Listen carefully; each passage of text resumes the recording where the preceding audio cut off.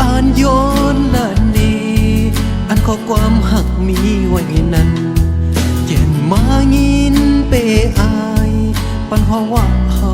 แน่สูอำกึ่งเธอเป็นกันสั่งเป็นได้ในปีไขย้อนลานนี้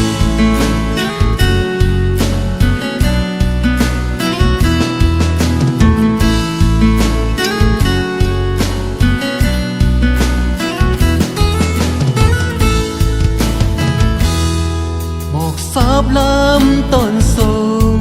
ได้อ่านยืนมือปิดนม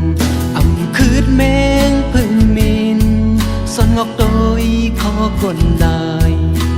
อำกึ่งเก่าปิดนม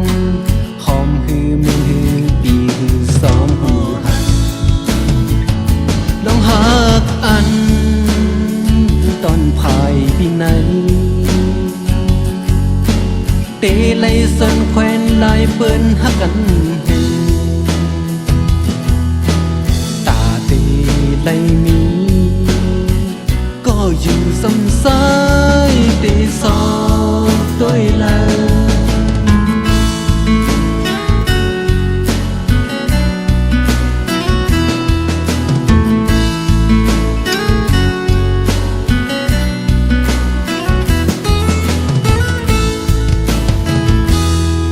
ส่งความเป็นหักถึง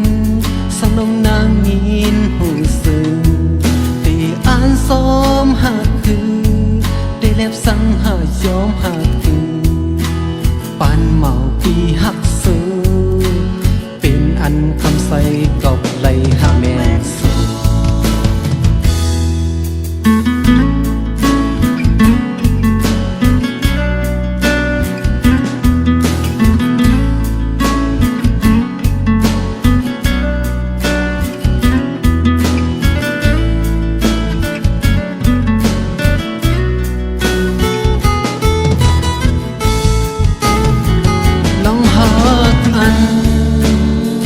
ตอนภายปีไหนเตไลสันแควนลายเปิ้นหักกัน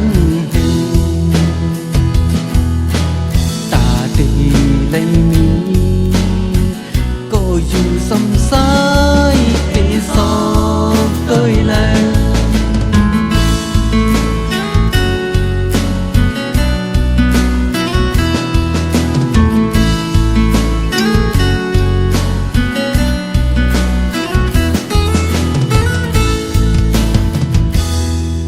ส่งความเป็นหักถึง